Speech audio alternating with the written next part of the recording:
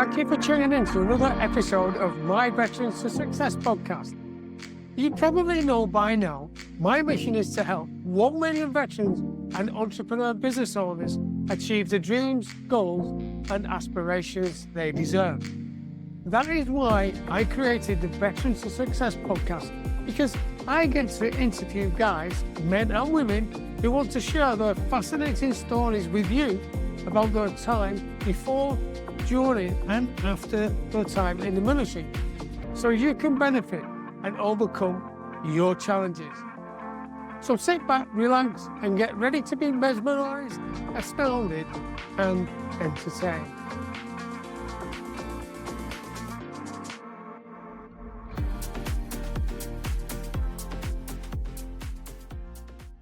And today I've got with me Ben. Ben, how are you today? I'm good. How you doing? Nice to be here. Thank you.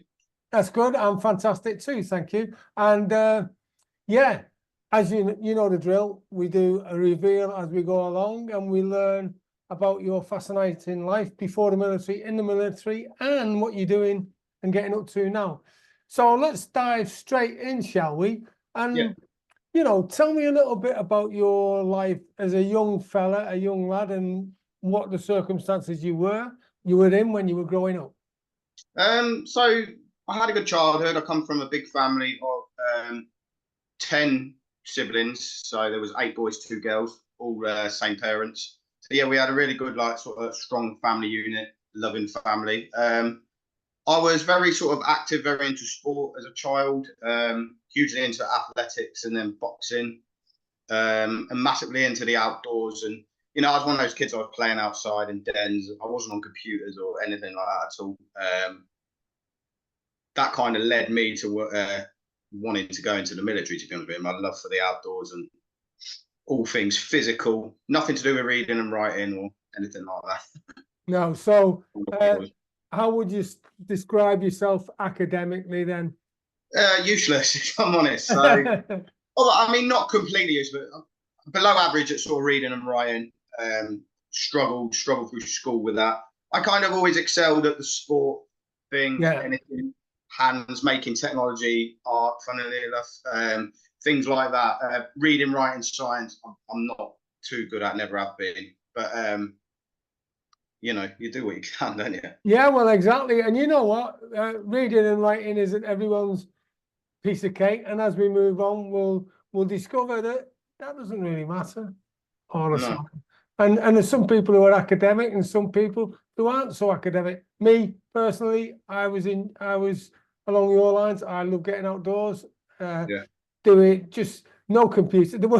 I don't even know there were computers when I was young. I tell you what, when computers used to take up whole rooms and whole, I mean, I was born when NASA was around going to the moon and that, but I wasn't old enough to do it myself. And they had like a whole building for the computers, and now you can get the same sort of computer capability in a phone. In your hand, It's scary, isn't it? Yeah, definitely. I know, yeah. Right, so you were excelling at sport in school. You had a great upbringing, great family background. Your parents were supportive. You had two sisters and 7 brothers. Yeah, that's right. Yeah. So I bet that was an interesting day out for your mum and dad. Yeah, it was. I mean, I was second oldest, so I come along number 2. So a lot of it, obviously, there was 5 boys before there was any girls. I think that was the trouble with my mum and dad. Keep going for a couple of girls. I suppose that they got there in the end. Yeah, they did. Yeah. And I suppose that question, are we nearly there yet? Must have really done your mum. Never give up. Get it from my dad. So what was it about the military, and when was it in your life that you thought, you know what, I fancy a bit of the military? I think it was sort of 13 to 14 at school. I mean, I can't remember sort of what year that would have made me, but when you start to think about what you're going to do when you leave school, I was starting to think, I've got nothing sort of reading and writing. I couldn't see myself doing any sort of normal conventional job. So I thought, what do I like? I said, I'm very fit and physical, and I love being outdoors, and I'm making campfires and dens. And so that kind of got my mind ticking, hey, I could do something with this. Yeah. And then at weekends, I was dressing up as a soldier and playing army in the woods and Oh, right, okay. yeah, stuff like that. I started trying to create my own little missions and cook food on the. So it started from there really, and I just fell in love with it. Did you? Who was you doing that with? Were you on your jack? My close on my own and my close friends, I kind of didn't really give them a choice. Kind of made them do it. I think some of them willingly, sometimes maybe not. But no, I mean, we were boys having fun. We made we had a lot of fun. But that just really gave me a thirst for the military. And then I remember seeing my school teacher one time. I was playing in the woods, only about 13, and he when we went into school on the Monday, he said, "Oh, I saw little Ben playing around in the woods, and he looked like a little commando." That's when I heard when he said the word commando. I thought that sounds mega. I want to be one of those sort of thing.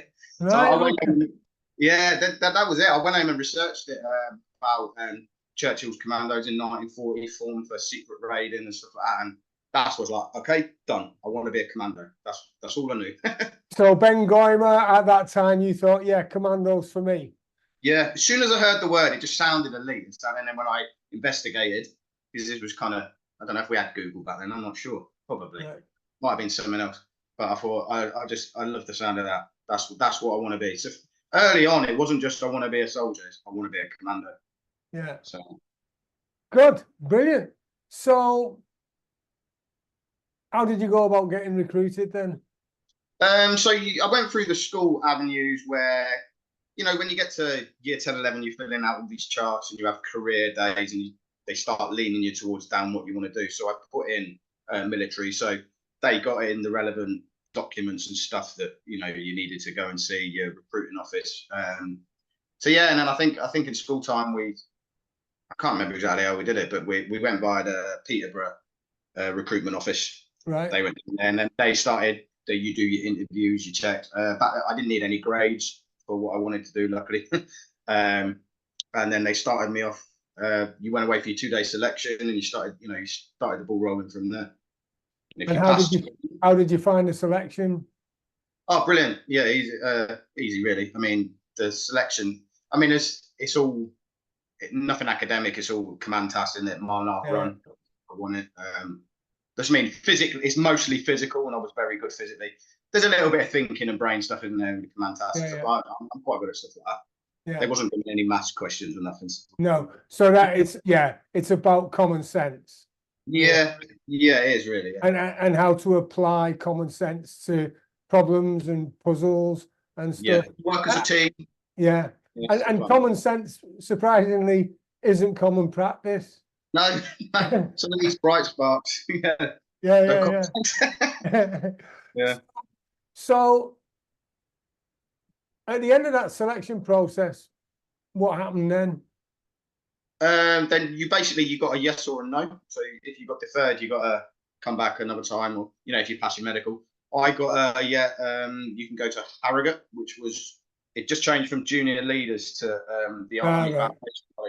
So I was young. I was really young. I was 16 and 2 months when I went in. So I was 15 while I was doing my selection. And I had a date on 1st of September 2001, and it was it was go to Harrogate. If I wanted to go to Purbright, I would have had to have been a little bit older. I just wanted to be straight in as soon as I can. Right. So that was my start date. Parents took me down there, 1st of September 2001. Left me off, yeah. And that was it. 12. And I suppose mixed feelings for your parents, proud that you were getting in. Yeah. And sad. They said they were upset. They said, because I'm short, I'm very small, and I think at 16 I look really young, like really young. They said they felt wrong just leaving me there with everyone else. But I'll be honest, I was so like gun-ho, didn't care about nothing at that age. I was just excited. I wasn't bothered. Being a father now, I can imagine how they felt. Yeah. I didn't appreciate for them how I felt at the time. So, just out of interest, how tall were you then and how tall are you now? Probably the same height, 5'4". 5'4", right, okay. Yeah. I probably stopped growing by then. So 5'4". Well, my mum always used to say to me, because she was smaller than that, was they don't make diamonds as big as bricks. And I thought that's a fair cop. Yeah, they don't make diamonds as big as bricks. Yeah. No, So they don't. 5'4", right? And you're full of beans at the age of 16, and you get in to the training reg, and what goes on apart from the classic "I'm your mother now, who am I?" sort of from the directive staff, what was going on then? Because you're still young at 16. Yeah, I mean, the Army Foundation College is probably, if I'm honest, not as brutal as adult entry, just purely because of your age. But I mean, I remember basically the first 6 weeks that you have is before you do your passing in parade. So that's where they're horrible to you, aren't they? Basically, they just absolute, like, you've got no freedom, you can't go anywhere, you've got no money. I remember they give us, what did they give us? £50 cash after 2 weeks. You marched in, yes, sir, well, that'd be 50 quid, yeah. And they kind of saved all your money, and you got it a couple of months later. But 6 weeks you had no freedom, and they were sorting the men from the boys. You know, if you don't want to do this, or you're not up to it, then you don't pass in. Once you passed in at 6 weeks, you got into a routine, and then you found your way. And you did have a little bit. Sometimes you had your evenings. And how many started on with you?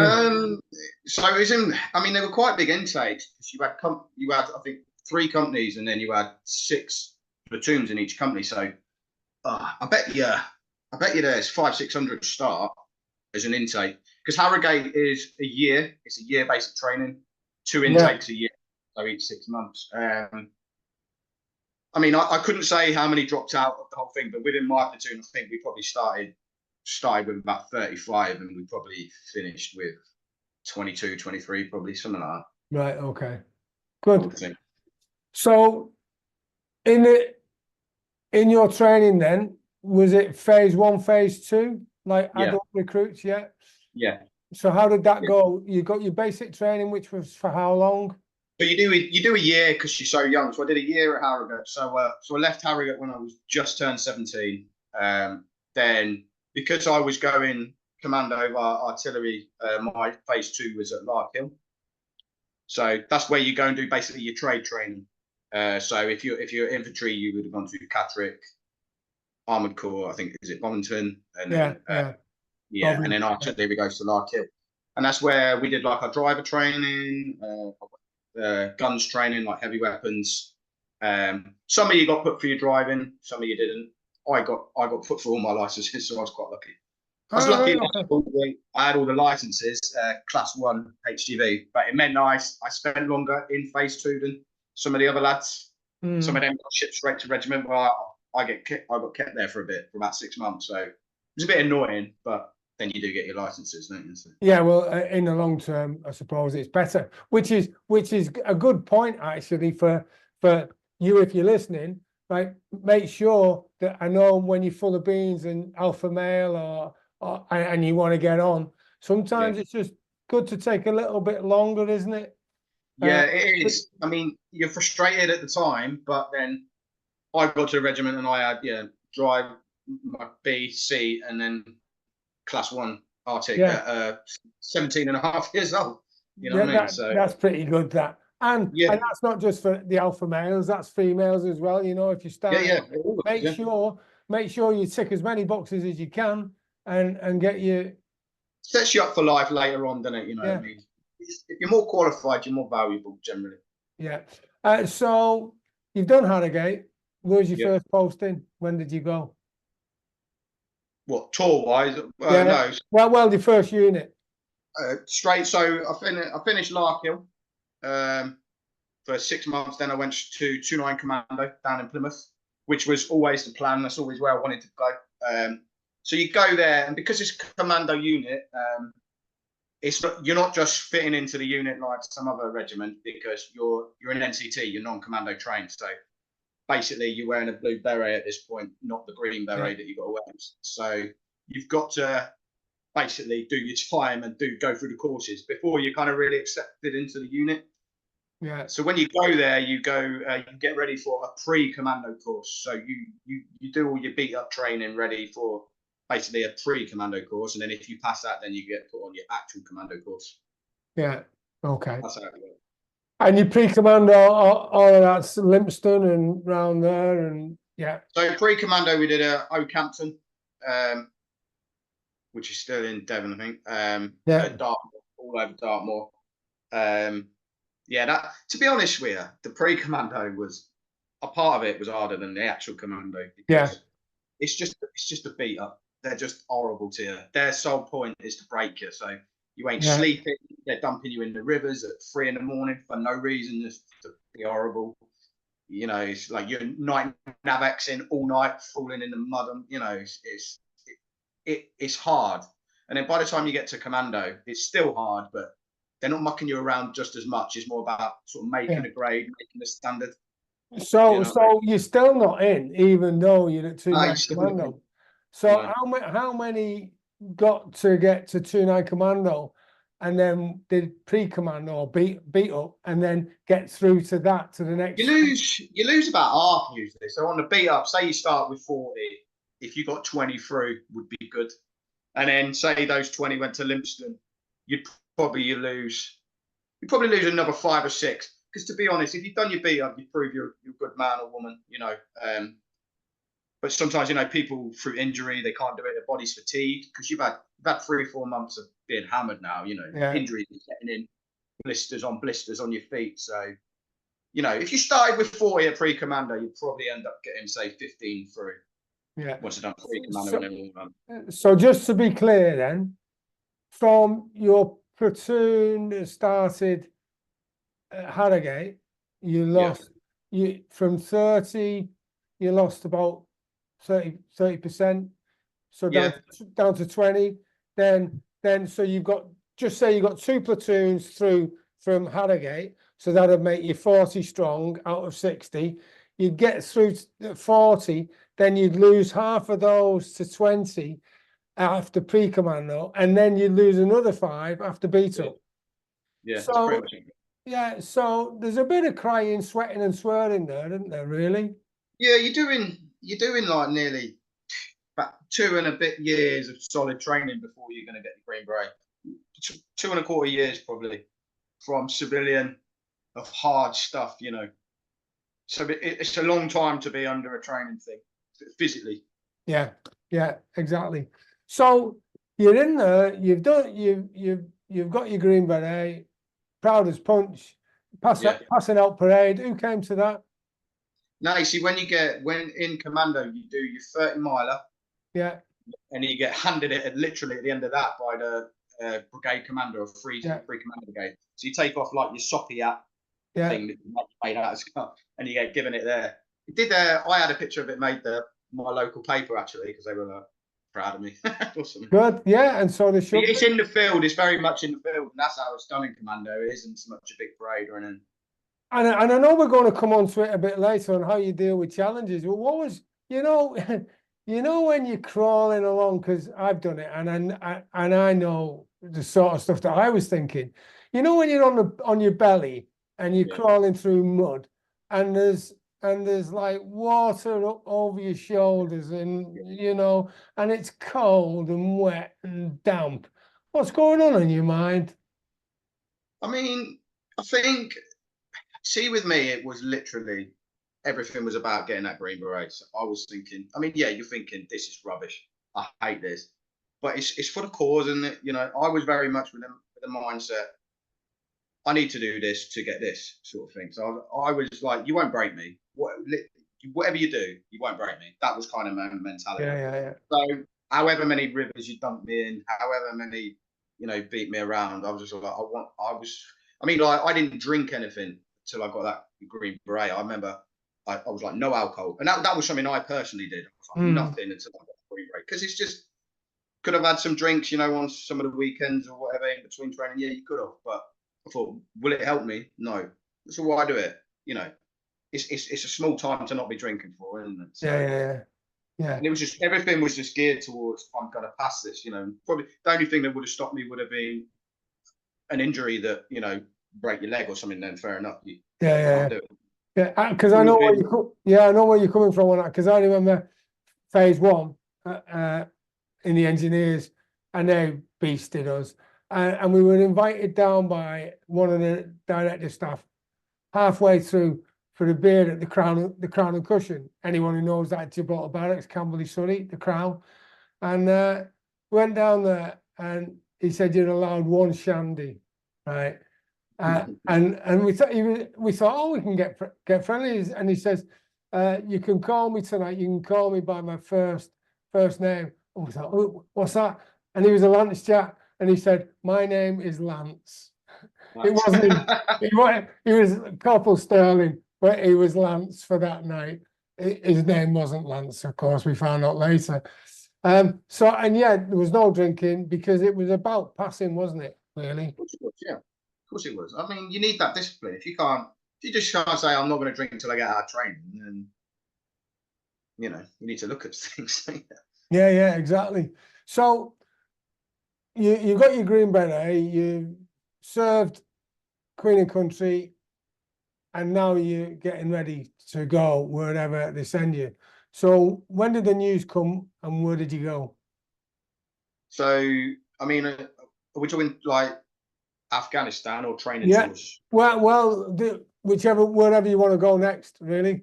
Well, first place I went to was Norway, which was it was the January of 2004. So I passed July 03, so 6 months later or whatever. And they call that like phase 2 of your commando course. Like even though you got green beret, you're not a proper commando. You've done Arctic warfare. I mean, I've been a few different terrains, and the Arctic is probably got to be the hardest. It's just savage, It could just kill you, the cold. So all your drills have got to be spot on. Your admin's got to be squared away. Everything's different. You know what I mean? Yeah, because the weather's not. It doesn't take prisoners, does it? No. We had a night at -30 one night with a wind chill, and it was just ridiculous. Yeah, we did. And that is cold. Yeah, that's cold. Yeah, and the thing is, I'd never experienced nothing like it in my life. I remember getting off the plane. Like a lot of the older lads were there, and they'd done 3-4 Norways. They knew what to expect. I remember getting off the plane. I think it was only -16 when it's cold, but I'd never experienced that. I walked down the ramp from the plane, and it took my breath away. I was like, I could barely breathe because my lungs had never experienced -16. I mean, don't get me wrong, a month in and then -16 felt okay, but that shock of never feeling it, I was like, what am I in for? Yeah, you know what I mean? Yeah, it is different, isn't it? Definitely. Yeah. So Norway, what did that bring out in you, and what did it bring out in your buddies, and how did that gel you together? Yeah, I mean, so we do a month novice course in Norway. So your first time in Norway, we did that. So yeah, you're a very tight unit because you have to be, in respect that you're looking out for each other. You're looking out for each other's well-being more, just because you could be more likely to get hypothermia, get frostbite, frostnip, any of these things, fall in the ice. So people there ain't stupid. They know that might happen. So you just find everyone going that extra mile with each other, which is nice. The kit you carry, you've got so much more kit and warm kit, and you're pulling sledges with all your food and everything on it. So that makes it physically harder. You know what I mean? Definitely.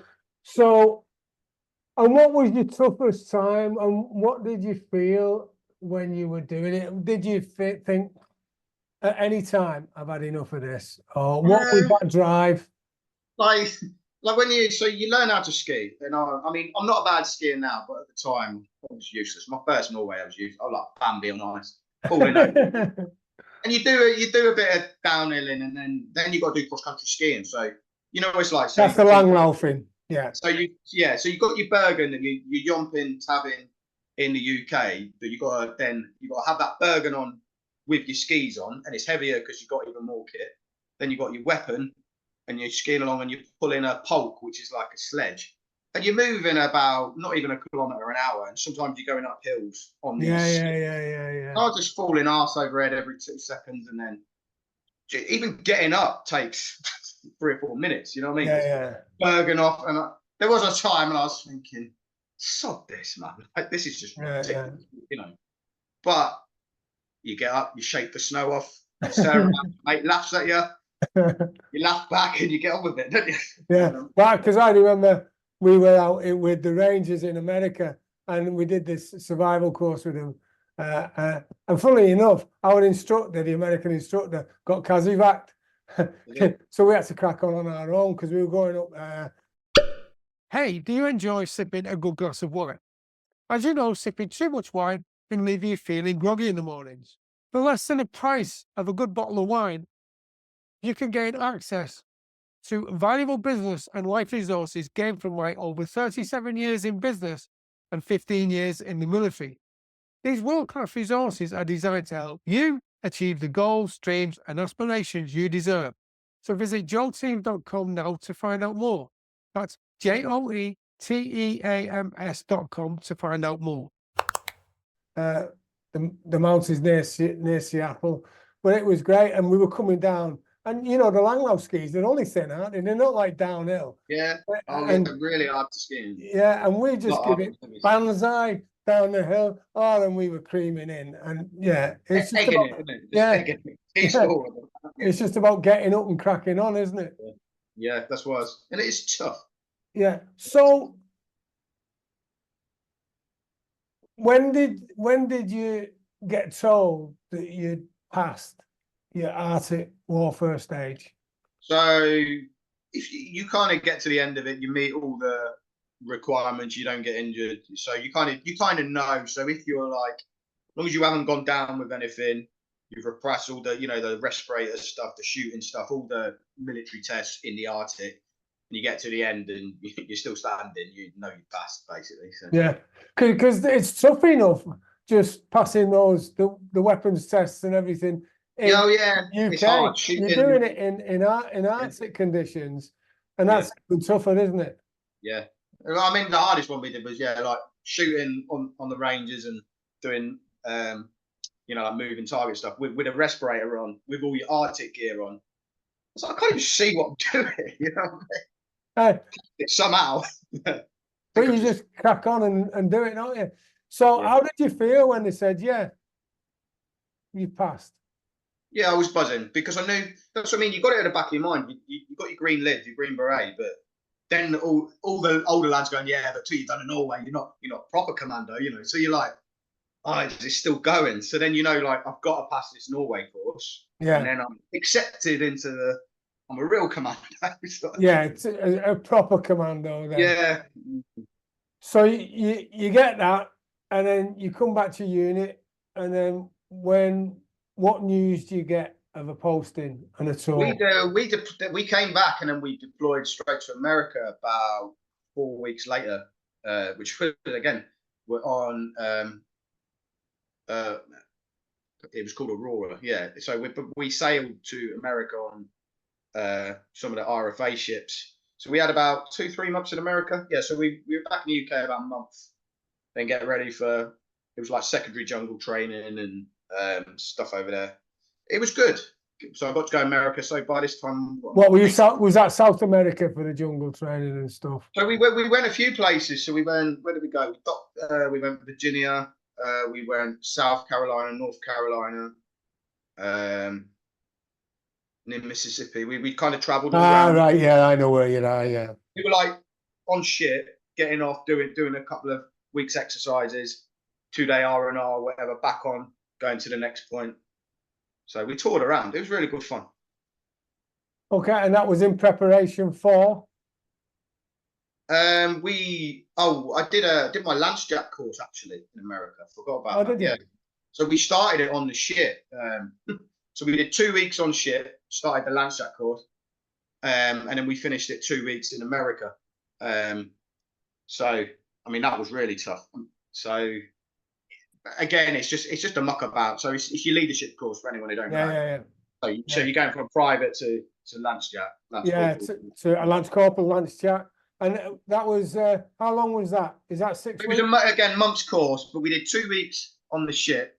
I'll be honest with you, the 2 weeks on the ship was harder than the 2 weeks on the ground in America because they were limited what they could do. I mean, they used to beast us down in the tank deck physically, but there was only so much they could do. They couldn't make us jump 20 miles, could they? So they kind of give us serious sleep deprivation. Like, we barely let us to sleep for 2 weeks. So me personally, I find that really hard. Like, I'll jump 100 miles, but if you don't want me to sleep for a night, then I'm gonna feel it.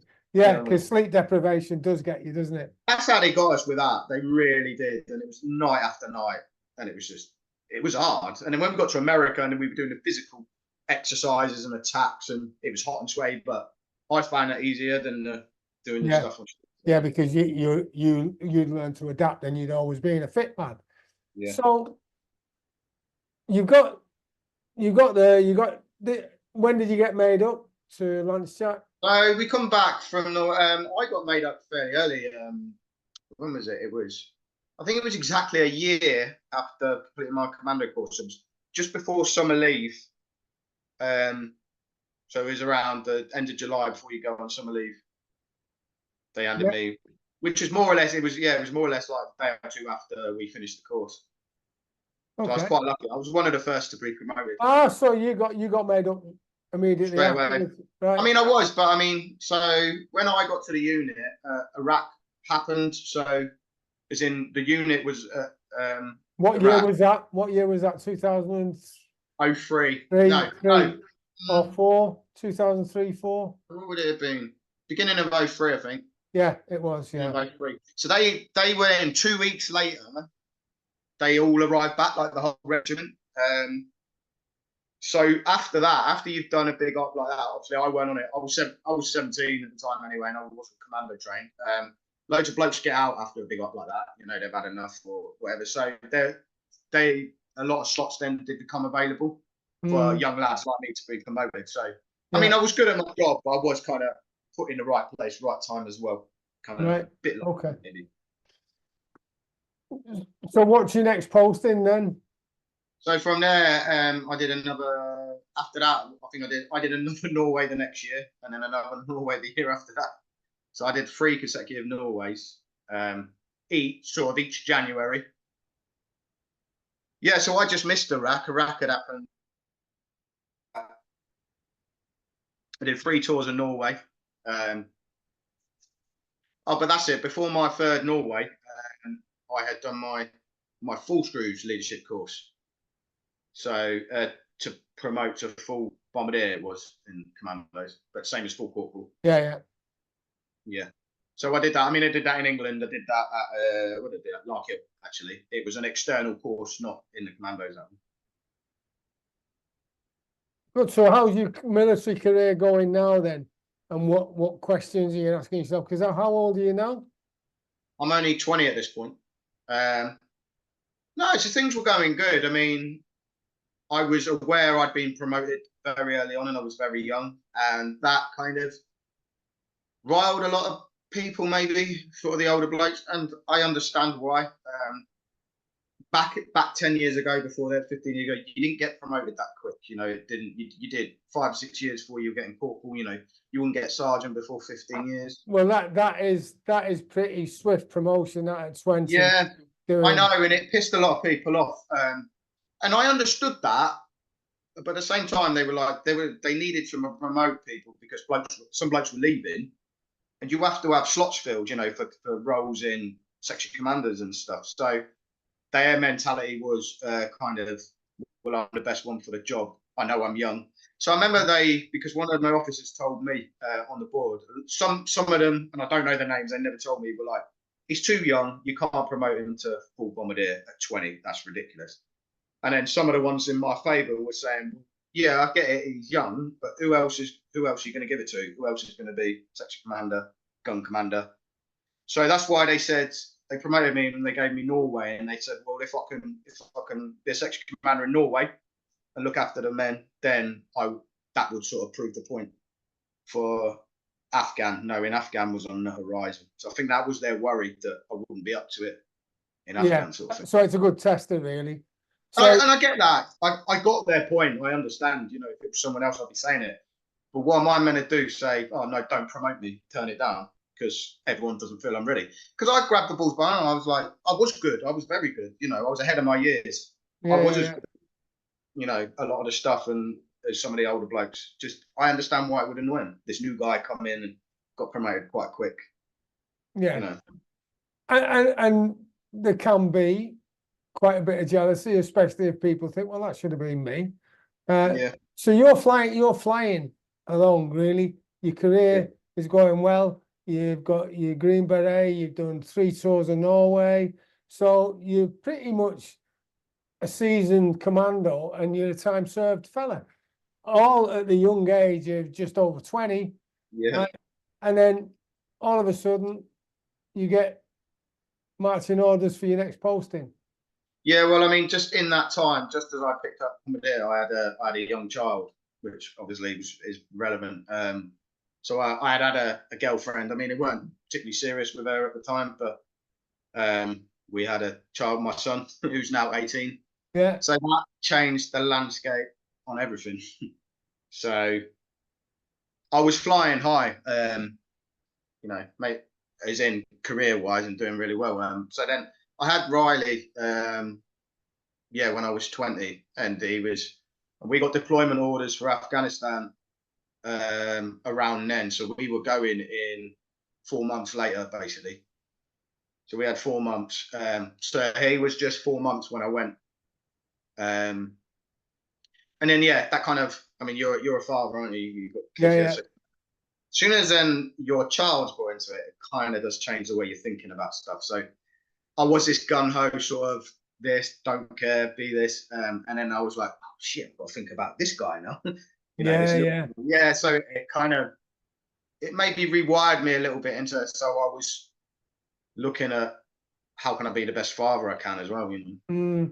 And of course it does make you think differently, because then in the back of your mind, instead of just the only thing being on your mind, I'm going to do this, you can do whatever you want with me. You're not going to break me. Now that changes. Yeah. That changes, and it well, maybe you still can't break me. The fact is, though, if you do break me, what's my son going to do? If that makes sense.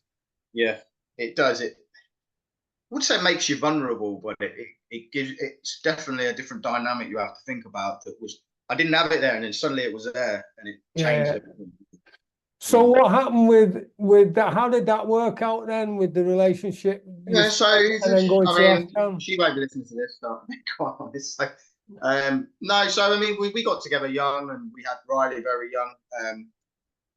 She wasn't really up to being a particularly good mother, and I think I kind of deep down knew that. So that was a lot of my worry while I was away. I was worried that she was being good enough mum for him. Yeah. And maybe she wasn't. Maybe she was. I don't know really while I was away, but my gut told me that I needed to be there a lot more because she ain't up to scratch. It turns out she wasn't.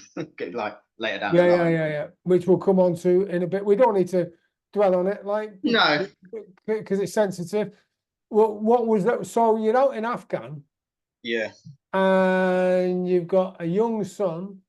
And you've got 4 months, and you've got the added pressure that the mum might not be as good a mum as maybe she could be, or you think she should. As some would be, yeah. Yeah. I just knew, you know, I was a bit young, silly, and naive, and blasé, and you know, obviously, my fault if I have, Riley wasn't planned. I'll say that. So so I kind of knew, so I did always have that worry.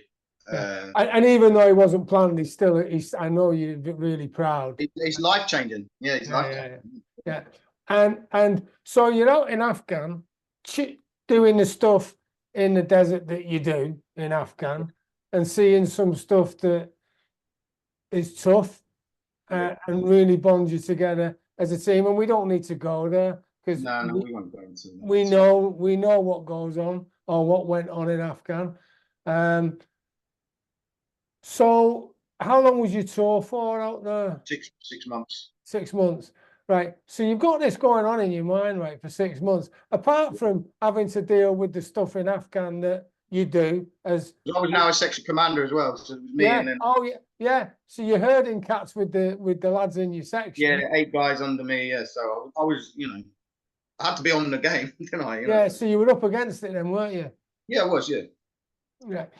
And what did that do how did that affect you as a leader? Do you think, did it make you stronger, make you weaker, make you? I don't know. That's a good question. I mean, it kind of maybe it helps give you purpose. You know, like suddenly when you're a young 20-year-old, you're like, I don't care about nothing. I'm doing this. You know, obviously you care about your blokes when you're there, but as soon as you're like, okay, now you're a father, I think then suddenly, you know, I want to look after that boy and do everything I can. And, you know, then you've got your team. And I think a bit of that, they cross over, I think. Yeah. And I think the lads, it makes you gel together and have maybe more compassion and more feeling towards other people. I think that's how it made me feel. Definitely. So the tour ends, and in military terms, successful tour. Yeah. Yeah. Yeah. As it goes. As it could be. Yeah. Yeah. And you're back, and you see, so far in your life, everything's been roses, if someone might think, right? Because you're top at school on your game with your fitness. You join the Marines, you get picked up for your first on the cadre or the leadership course for your first strike. Then you get picked up again for your second. You've done 3 tours of Norway. You've gone to Afghan. You've had a reasonable tour. And when I say successful, I don't mean woohoo. I mean successful in the fact that you came back, right? And now it's hit you. Although it's already hit you anyway, but now it's hit you real hard because you've got a son. So what's going on in your mind? I thought I got to leave, basically, is what went on. And I thought I got to be there. I thought I can't keep deploying away for 6. When I came back, and I saw my son, I remember it very vividly. I walked up the stairs and he was in the bath. He looked at me and burst out crying. And he just cried. He didn't know who I was. And it broke my heart. And I was like, nah, sod this. You know, I've got to be around for him more. Because I knew as well, like Commando, they were due to go back to Afghan, and like another 18 months later, it was already scheduled in, you know. So I was like, I can't do this again. Not now there's a little lad involved, you know. So and he was 10 months then, was he? Or just nearly a year old? Yeah. It would have been about 10 months then, Yeah. So that was kind of a decision made for me. And I was like, I'm gonna have to leave, you know, to be a decent father, basically. I mean, was it the right decision? No, definitely not. But that was my thinking. And what makes you say it wasn't the right decision? Well, I kind of know now. Well, I knew a few years later I left a bit premature. I probably shouldn't have. I had a good military career. I was good at what I did. You know, I was quite a high flyer, and I maybe should have found a way of managing it and being. I don't know. I acted on pure feeling and doing generally what I thought was right for him and me. You know, so like a family unit. So that was my reason for leaving. My reasons were never, I don't want to be a commando anymore, because, you know, it's the proudest thing I've ever done. I just think maybe leaving wasn't at that time the right thing to do. But hindsight is. It's a great tool. You know, I'm older and wiser now. I could say I shouldn't have left. At the time, I believed I was doing the best thing. So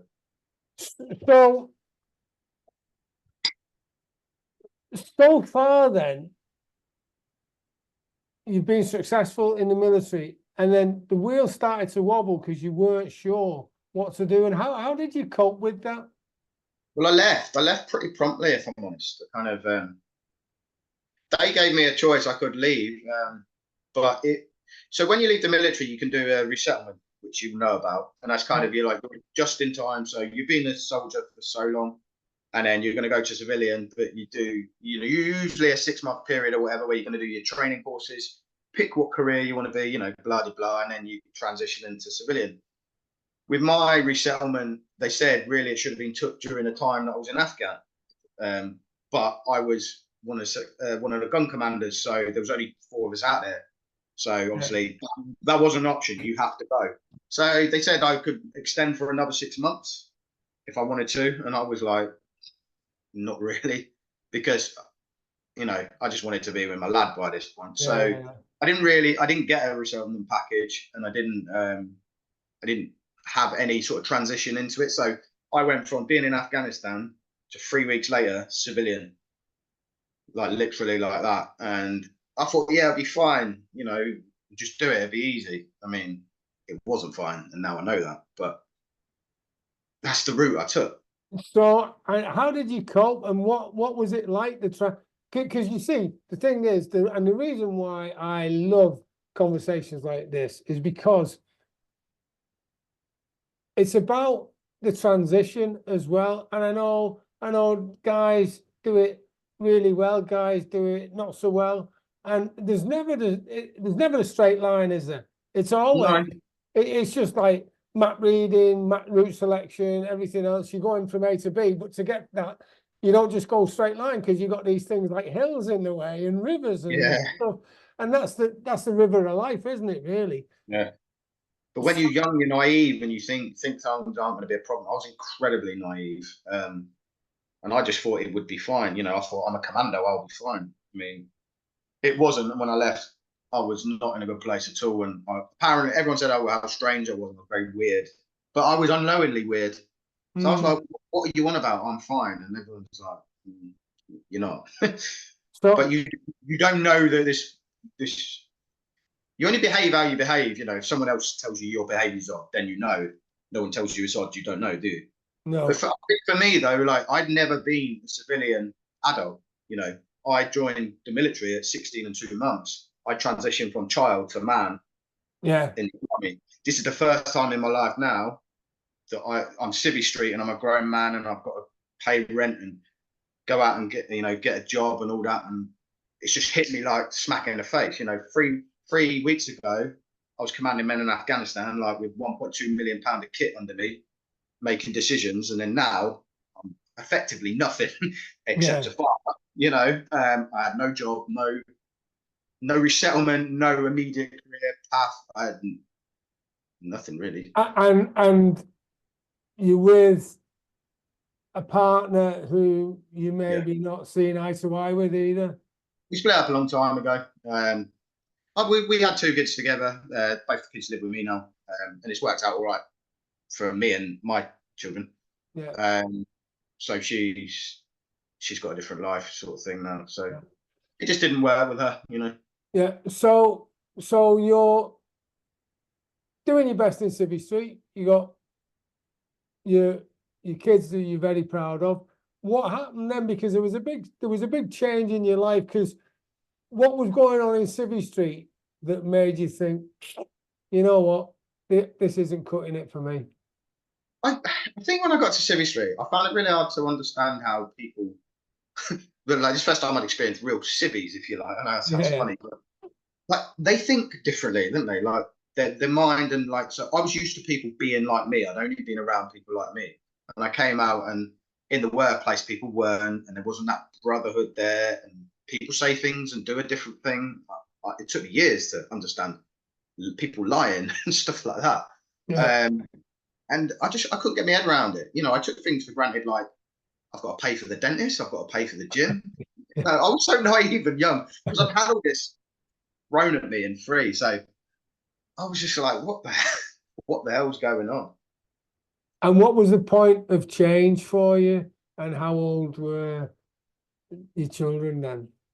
So the point of change, I mean, it took a long time for me. So I was with Riley's mum, and we had another child in 2000. So I left in 2007. That's when we got back from Afghan.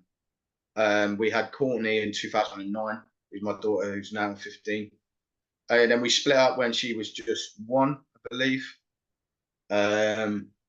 So the thing is, civilian life for me at this point, so how many years am I now? 2, 3 years.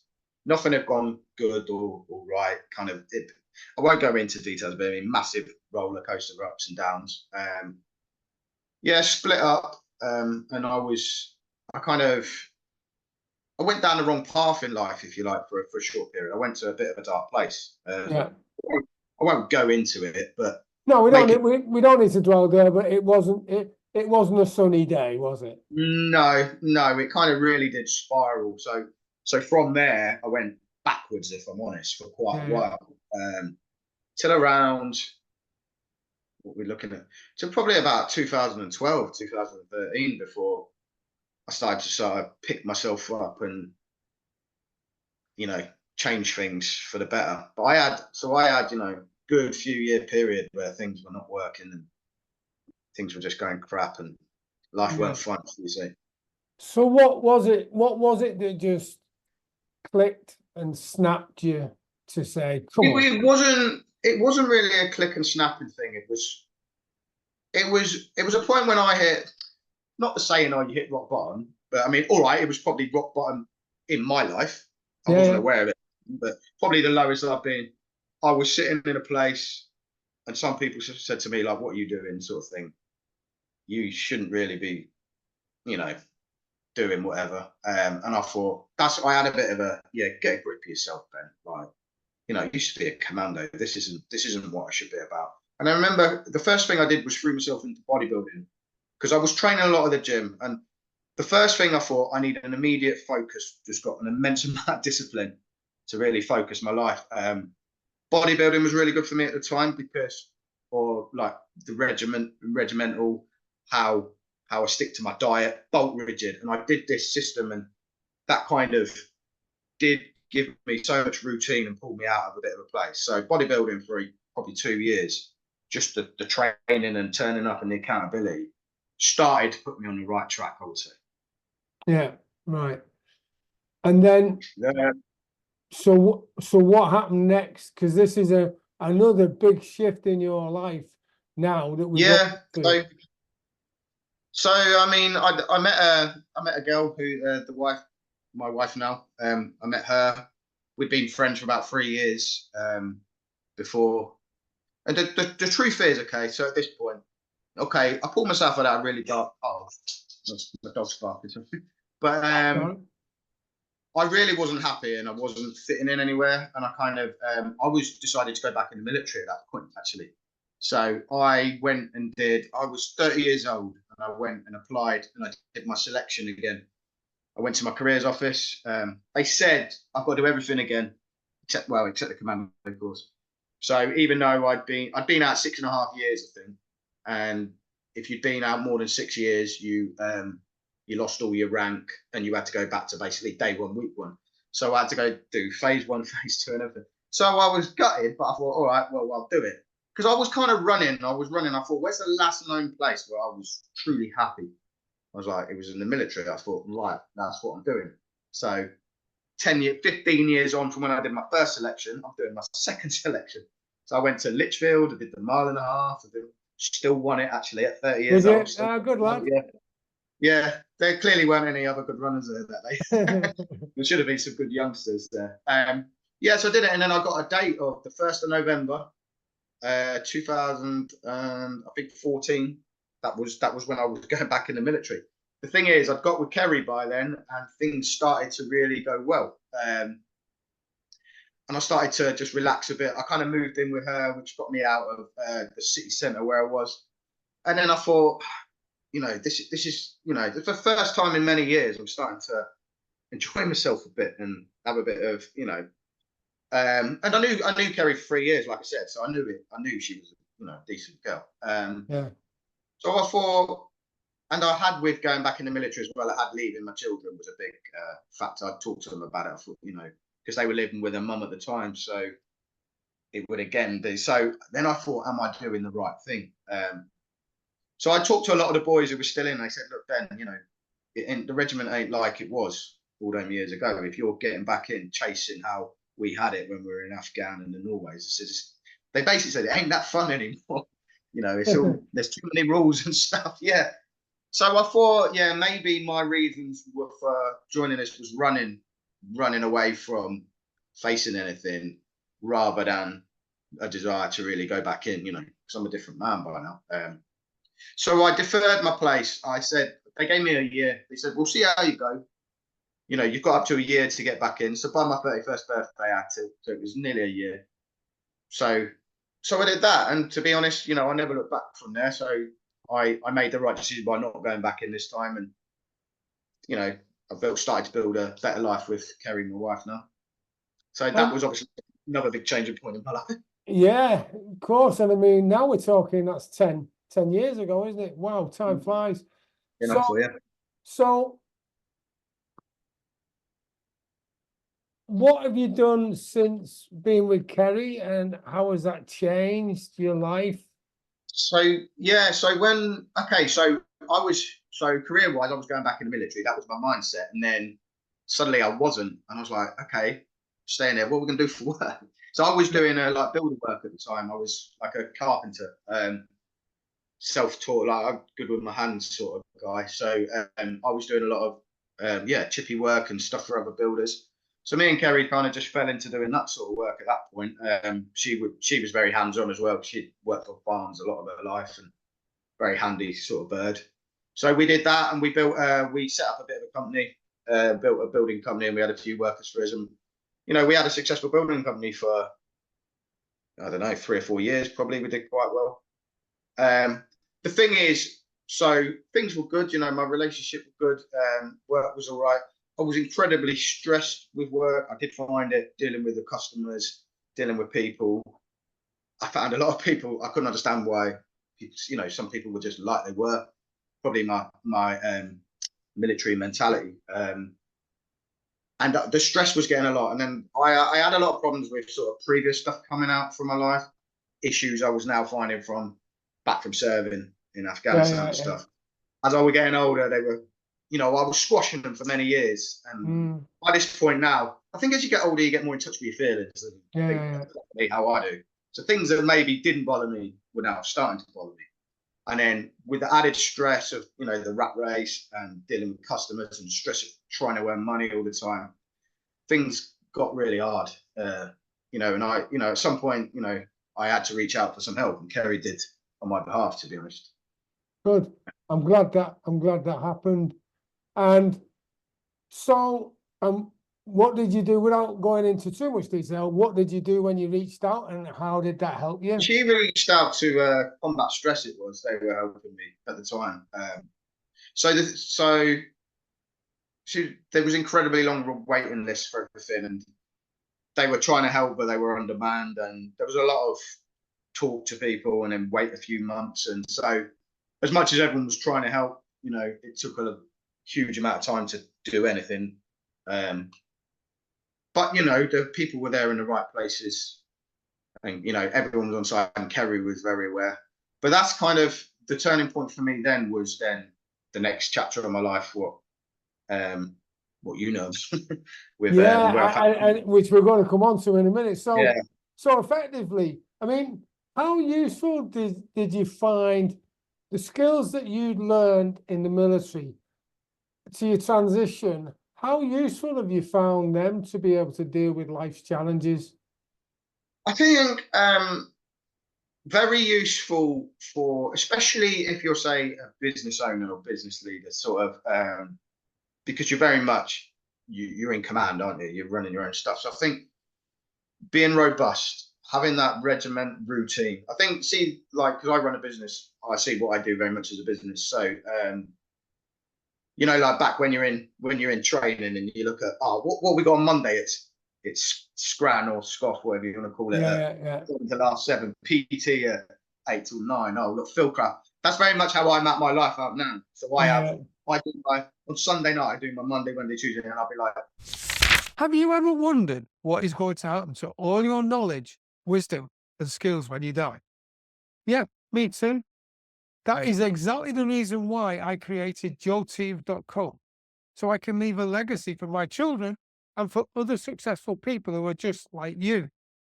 For less than 40 pence per day, you get access to valuable business and life resources gained from my over 37 years in business and 15 years in the military. These world-class resources are designed to help you achieve the goals, dreams, and aspirations you deserve. So visit joeteams.com now to find out more. That's joeteams.com, joeteams.com to find out more. So I do at a minute, I do 6 till 7 is my 90 minutes where I work on pure business stuff before everyone else is awake. Then I do my hour training, PT. Yeah. That's what's important to me. That's another thing. I found that's crucial. Doing that exercise every day is crucial to my productivity and how my brain thinks. So even the days I don't want to do it, I know I need to do it. So 5 days a week, Monday to Friday, I get that hour of fizzing. And then that sets me up for that. And then while I'm doing it as well, I'm thinking about, oh, what I've got to do today. I have some of my brain waves and things I'm going to do and what I'm so. And that's all the sort of the military structure and routines what I apply to my business and my life now. Like Kerry takes the mick out of me, you're so regimented. You love a plan, don't you? She goes, I'm like, it's like planning a mission though. You wouldn't, you plan a mission, you're or not. You're like, there's no way you think you're not gonna achieve it. You wouldn't tip up without rations, ammunition. No, you wouldn't. And that's that has never left me. And I've, and that does have advantages. Fabulous. Thank you. So, what do you think your secret to success is so far? So far? What, now or at this point in the story? Now, because we're going to come on to what you do in a minute, but at this part in the story, and in fact now, what's the one driver that makes you successful? Relentlessness. I'm incredibly disciplined, and that means I don't do the. I sort of have this mentality where I do now anyway. Like now I'm doing well. I kind of think everything I do and everything I look at, every decision I'm making, I'm thinking, will it get me closer to my end goal? Do you know what I mean? So it's, I'm meant to paint on a Thursday night, say, oh, do you want to go to the pub? And I'm thinking, oh yeah, I would. But then I'm thinking, yeah, but is that going to get me where I need to be? Is that just me tossing it off and wrapping tits in, I try and base, I'm not always successful, as in sometimes I might have made some errors, but generally I'm always looking at, will that enable that to happen? Is that the right thing to do? That's kind of a good ethos, I think, if you apply that to everything. It's pointing the right way. And how do you deal with failure? What's failure? The process? I'm a sore loser with failure. I've had failure. I've failed at plenty of things, and see with me, I get very angry and down very quickly, and I usually go into this sort of angry mode where I then come back with a fight. So if I fail at something, I'll be like, right, I'll sob around maybe for a day, and then I'll be like, okay, I'm angry now. I'm going to show this or that or whatever I failed at, and it'll just drive me to want to pass it. And I will. I don't think I've ever failed anything where I haven't gone back and passed it. Good. It make me mad. The way I say it, it'll make me mad. It'll make me go to sort of angry me. Yeah, and I know that we've not actually identified it as this yet, which is having a good coach or mentor. How important do you think that is? Because when you look back at your career, whether it be in the military or pre-military, post-military, because you mentioned about the teacher saying Commando, how good is it to have a good coach or mentor to just give you that kick up the bum? It's really important. The thing with having a coach or a mentor, so especially if you're like a business owner and you're very much on your own, you might have a partner, you might have some, but you make all the decisions. Now, having accountability and having someone to just be on your shoulder, give you ideas, someone to almost answer to, people shouldn't underestimate how important that is. You make all the plans in the world, but I'm pretty regimented. I have these plans, but then sometimes you're tired, things ain't going well. You've had a crap week or earned no money, and you're not doing what you should be doing. And you could have one call with a mentor or a coach, and they'll be like, okay, well, we're going to do this. And they could spin you right around. You think, yeah, this happens to everyone. Why am I? Completely turn your mindset, put you back on track, back on that sort of ladder, what you were climbing. What do you mean? You could have a 10-minute call with a coach, and your mood can change just like that. Yeah. And then if your mood changes and you're happy and you're doing it, you're back on it. You're back on that sort of line, aren't you, of where you want to go. Yeah. So if you don't have that and you stay on, you can spiral. You can stay off it and you start deviating off your path a long way. Yeah, and getting the blame culture or the feeling sorry for yourself culture. Yeah, we all do it. We all feel sorry for ourselves. I've done it. Yeah, and so you've run the building game. You're a bit cheesed off with clients asking questions all the time that maybe are not meeting their obligations or doing what they say they'll do. you're stressed out, you're thinking, what the heck? So what was it that, in your words before, just changed and made you think, and what did you do? So I would get stressed a lot. I mean, I'll self-confess, I'm probably not the best at dealing with stress. Kerry deals with it a lot better than I do. And if I get stressed, I get angry and flustered. You know, I wish I had a better maybe look on stress. And Kerry's your rock, though, isn't she? Yeah, she is. She always rationalizes everything, calms me down, and says, you know, what's the point in getting angry about that? You can't change that, you know. So you make a great couple. Yeah. Oh, she's brilliant for me. Yeah. I know I'm not very good at getting sort of stress. You know, there's a difference to working under stress or being stressed about something. You know, they're very different things in my opinion. So we would again, the love of the outdoors, which me and Kerry always share. We do it with a lot of hiking, a lot of camping, and we fell in love with the Lake District. Yeah. So we were basically, our visits to the Lake District were more, and it was I turn my phone off. I forget about the building company and the workers and the people and whatever had been going on. And we're just there on the mountains, you know, with nothing, no phone signal. And it was just brilliant. And we fell in love with that. And I was just like, this is just like a little slice of out of normal life. And I love that. And Kerry kind of identified as well, that was really good for us. And we loved going. So we started going more and more. So it was at that point, then we ended up getting married. I proposed on Scarfell Pike, on the top of the highest proposal in England. Awesome. Yeah. Well, I suppose if you're taller than me, you could have been higher if you did it. But yeah, so I did that, and then we got married in the Lake District in Kendal, and we climbed Helvellyn, our favourite mountain, on our wedding day. Oh wow, cool. Yeah, we got married in hiking. So yeah, she's a brilliant girl. She really is. So didn't have to do all that white wedding stuff, which I didn't want to do. So yeah, so basically then the big changing point for me was then I said we were decorating our front room. I was like, should we get a picture of a mountain, Helvellyn, our favourite mountain, what we climbed on a wedding day? Should we get a picture of that for the front room, you know, so that in the week when we're not there, we're looking at it and it's, you know, because if you're looking at a picture or a painting, it's like a breath of fresh air, isn't it? So we were all hyped up, and I remember going in some art galleries. Yeah, it's my first ever painting I'm going to buy, and I'm going to get my favourite mountain. And I couldn't see anything I liked or anything that kind of was like the vision I had. Then definitely couldn't afford anything. I was blown away by the price of them. I was going to spend about £200 or something, and these things were like over £1,000. I liked the best ones anyway. So I walked out of that gallery like really deflated, and I was like, bloody hell, sort of thing. But I also had this like buzzing feeling in my head, and it's the weirdest thing. I just had this instant desire to paint it myself. Now, this sounds very funny because I'm going to paint a picture for our front room. We're in the middle of Keswick. She burst out laughing, literally. She's on her knees. It's like, what are you on about? You don't paint. We've never even spoke about art, you know. I was like, I know, that's what I mean. Like, art wasn't a thing. So that was a great supportive comment then, hey. Yeah, no, it was like everyone was looking at her, laughing at me. And I'm there like, all right, yeah, I'm sorry. It was all in good faith. And I was laughing back, you know.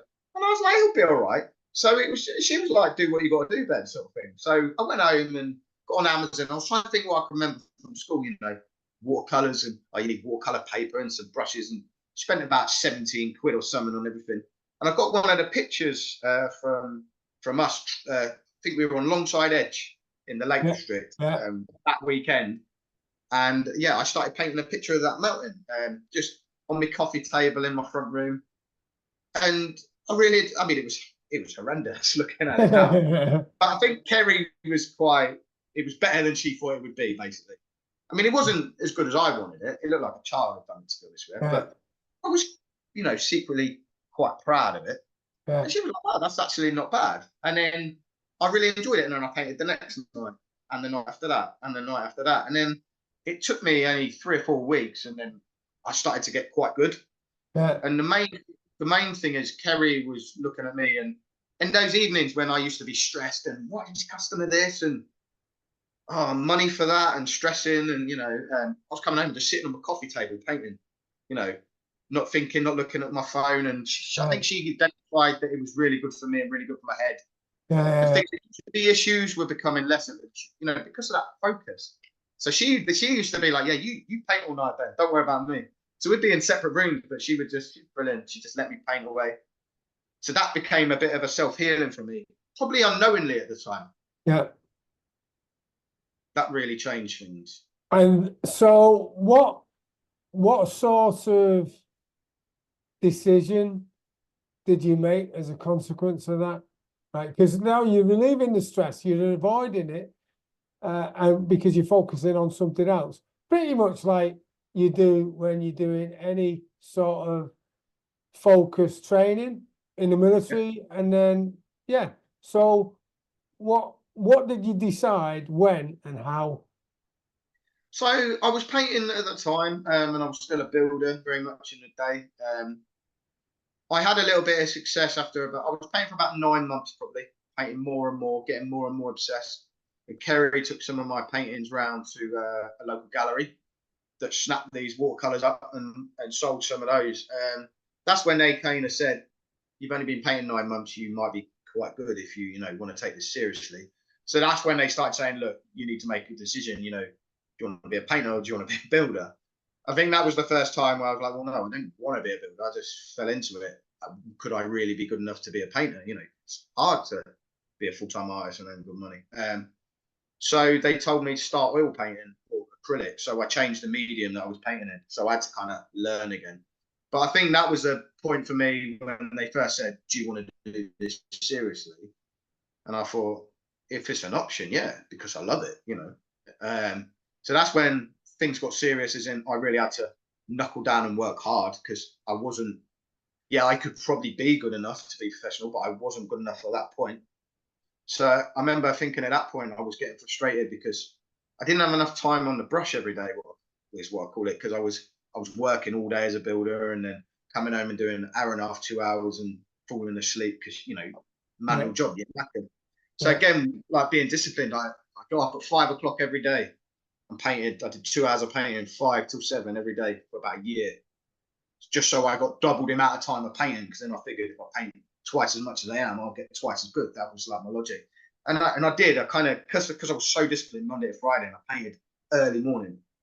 In that year, I got so much better, and then that kind of opened a lot of doors for me. So what was the point where you just thought, building, do one, and focus? So it was the point I got signed by an agent. That wasn't the changing point. I got signed by an agent, but I was very much still building. So I did think, I'm going to make it now. That was an anticlimax, to be honest with you. I mean, he opened some doors and got me in some bigger galleries. But it's never what you promised. You promised the world, and I soon realised, no one's going to make it for you. You're only going to make it yourself. And what year was that? Oh, it was 2018, 19, something like that. Right. Okay. I think 2018. I was with him for a couple of years, still building, and basically in that 2-year time is where I was getting good enough to be professional, really, because at this point I wasn't good enough. I was selling paintings, but I couldn't have just ended my day job. I wouldn't have sold enough. So we did a 2-year where I was pretty close to being able to knock it on the head, and then COVID hit, didn't it? 2020. Yeah. I had my first exhibition on February 2020 when people started talking about COVID. Yeah, literally. That's just before. Yeah. And people were talking about COVID at the exhibition. They were saying, and loads of people going, "Oh, no, it's just a fight. Don't worry about it." And I think it was like 10 days later, it was suddenly a big thing. And then about a few weeks later after that, we were locked down. So that then changed everything again, because, I was probably about ready to leave the building, but then suddenly, no one's working. So everything just ground to a halt. Then I was painting from home still. I wasn't doing any building work because we were on furlough. So everything just stopped, really. I mean, I did a lot of painting. It gave me a lot of time. I didn't mind lockdown. It gave me a lot of time to paint and develop new things and get better at painting. So it was when we came out of lockdown. What was it? I mean, it was over a year. It was 22. We were back on and off, on the wagon, off the wagon. 22, 23. Yeah. Yeah, I remember that. Do you remember the Christmas when like Boris took it away from us when no one was allowed? Yeah. Yeah, it was that we went back to work in January on the building sites, and I remember then that's when I thought, nah, sod this. I'm gonna jack the building, and that's when I kind of decided to make the jump. And what jump did you make? I I I was established with quite a few galleries now. I was getting better. I was more in demand for my paintings. I was finding it very hard to run a building business, work all day in the business, and fulfill my painting orders with the galleries.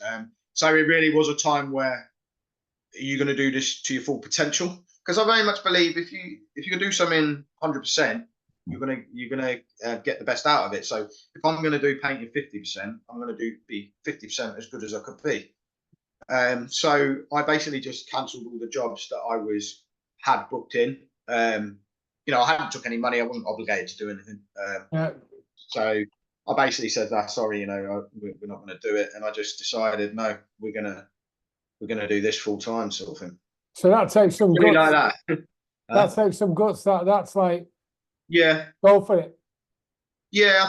I mean, Kerry will always back me, and she was very much like, that's what you want to do. But I kind of decided before I'd even told her, and then I told her this is what we're doing.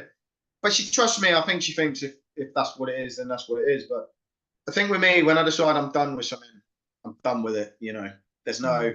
So when it hit me, like, you're not building anymore, there wasn't no, let's do it for a few months. I'm not that sort of guy.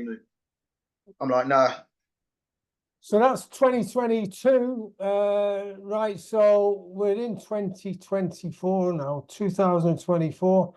Tell me what you've been working on, what the future holds, how what you do helps others get rid of stress and stuff, and what your big plans are. Because I think it's Okay, awesome. so right, well, so obviously, I paint and I sell pictures all around, a lot of galleries all around the UK, a lot in the Lake District, some in London, all around, so I very much make my living from that, and I'm enjoying myself, and I love it, and it's been so good as a self meditation for me, and it's been amazing. It's transformed me as a person. I look at life differently now. So when I started doing that, I've gained quite a decent following on Facebook, on social media, and a lot of people, other people, um, have always asked me to teach them how to paint, and that's when I kind of had my, you know, bright moment. I thought, if I could kind of deliver to people what it's done for me, so that people can experience how well art helped me, whether it be self healing, meditative, a hobby, just an outlet, anything at all, then that's a really good thing. So I started developing a do-it-yourself art box. So basically, I teach you online in lessons, free lessons, and this kit's got absolutely everything you need. It's got all the boards, the paints, palettes, absolutely everything. So you make one purchase, and then it gets mailed out to you wherever you are in the world. We've sold loads to America, some to Canada, France, places like that, and and then you have it, and it's like having me there in the room teaching you how to do the art. And so we brought that out. It took 14 months in the process to develop that. There was a hell of a lot of work to it, and we brought it out just before Christmas. Christmas just gone, and it did really well, and it is doing really well. So we got this box. So then on release of the box, some military charities and some sort of well-being organisations started contacting us saying, hey, this is a really good thing. Would you look at putting live events on where you come and teach this as a sort of well-being day for other people? I was like, well, of course I will. Yeah, which is how we met. Which is how we met, isn't it? Yeah. Yeah, it's exactly how we met. So the charity I was supporting at the time, Phoenix Heroes, veteran support, which is absolutely amazing. They sorted it out for me and introduced me with AFBC, where we met. So they're the two charities that I support. The Armed Forces Business Centre, Yeah, the Armed Forces Business Centre, and down in Colchester. So we started putting art days on down there where it's funded by us lot, basically. So people come down, people in the military, they come down and we do a day's painting with them. And we had a load of 2 para lads when we come down, and they'd never painted before, big, rough, hard geezers. And they loved it. They absolutely loved it. They were proud as punch with what they were painting. Yeah, because I mean, like, who'd have thought, right? Commando, painting. I mean, I know. You just wouldn't, would you?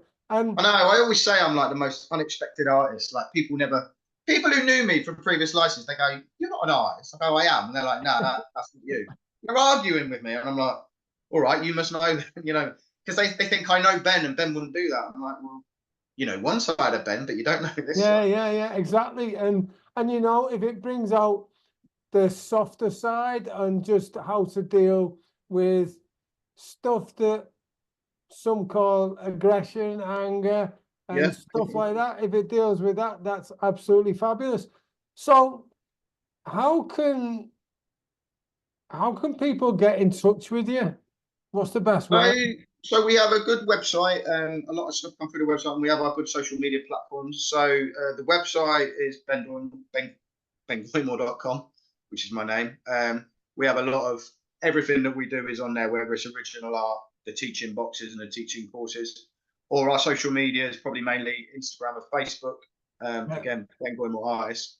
And that's Ben Goymour, BEN, and then GOY. GOYMOUR. If you get the Goymour right, Ben, you'll find it'll be the first thing you find because it's such a rare name. But I mean, we have a lot. We talk to a lot of people. We've got a little community really of other artists where often once a week. It's usually on a Thursday, but I'm on this tonight. We do a live stream painting on Facebook, and people come on and they ask what they learn. They do whatever they want to learn tips. How can I help them? Sometimes they just like watching it, and we've kind of formed this little. Let's get everyone painting. Let's people see the benefits. If they've had any struggles with their boxes or anything that they've been doing, I say, yeah, message me after. I'll take a look and we'll do what we can do. And it's really nice.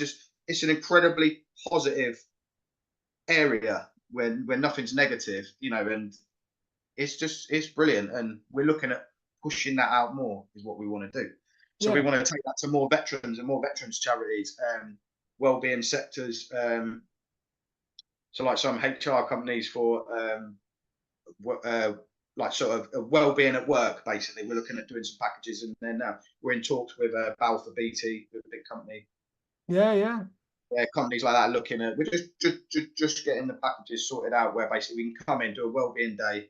And the advantage of our well-being days as well is that they get an art kit to take away.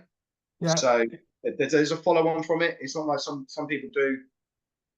Like someone told me they did like an axe making day, and people loved it, but there's no follow-on. So there's can't go on to their home life. Whereas this, they can do the art day, and they can take a kit home and then continue it. From which is good. Some longevity with it. Because that's the equivalent of continuity training, phase 1, phase 2. Yeah. And just getting better and better all the time. The US military are using this now. So the US military are at the Air Force in Mildenhall, which is Suffolk. So we've got an art day booked with them on the 20th. No, the 18th of June, actually. And they've paid for all the people, 15 airmen and their women with their boxes. They've bought the big package, actually. Oh, wow. Yeah, well, they're very well funded, but they've got a huge investment for the well-being of all their serving personnel. They see how important it is. So we're going to deliver a wicked art day. They're going to have 15 kits to take away, and we'll just get lots of good creative stuff going. Good. And I know the US military are well funded. That makes it sound like it's really expensive. Your package is really valuable and affordable. No, it's not really expensive at all. It is valuable. It's great value. I mean, the stack value of it is like nearly double of what it actually costs. It's just, what it's like, especially in this country. There's sometimes there ain't the money in the right sectors to pay for the right thing. So it's a shame, And we are looking at as many people as we can and organisations, trying to find bespoke ways that we can work with them to kind of suit budgets and stuff. Yeah. So we don't just want it to be, oh no, you can't afford that, therefore it can't happen. The whole point is to get as many people feeling the benefits from this as you can, and then people see how good it is. So we're going the extra mile to trying to make sure we can develop that and bring it to people. Fabulous. So, Commando to artist, and lots of stuff in between, and a great dad as well, and committed to your kids. What's the one tip that you would give to a guy who's leaving the military, or maybe has already left, is either doing really well or on a low, because we go the up and down of life, it happens. What's the one tip you would give to them? I would say if you're leaving the military, probably at any age, seek any help you can. So when you leave, there is a lot of stuff in place now, more so than when I left, that can help people like us, like AFBC, people like yourself. You know, people who are there for veterans, who can kind of help guide you with that transition. I would say don't be arrogant to it. Don't think that I was arrogant to it. I thought it'd be easy. There's a lot of help there, and let people help you. I would say, you know, That's absolutely brilliant, Ben Goymour. Thank you so much for your time. Thanks for having me. Yeah, that's great. Cheers, Ben. Take care, mate. See you soon. And remember, Ben was talking about how people help. Well, you can get help by logging on to joelteams.com. Loads of resources in there. I, like Ben, want to help you get to from where you are now to where you want to be. Thank you very much. And until the next time, have a brilliant day. Thank you. Man. Thank you. Take care, buddy. Bye. joelteams.com is a resource I have created to fulfill my mission to help 1 million veterans and business entrepreneurs like you achieve the goals, dreams, and aspirations they deserve. joelteams.com is jam-packed full of valuable resources specifically designed to help you on your journey to success. Visit joelteams.com now to find out how you can join and start your journey to success immediately. That's joelteams.com, joelteams, joelteams.com. And until we meet again, have a brilliant day.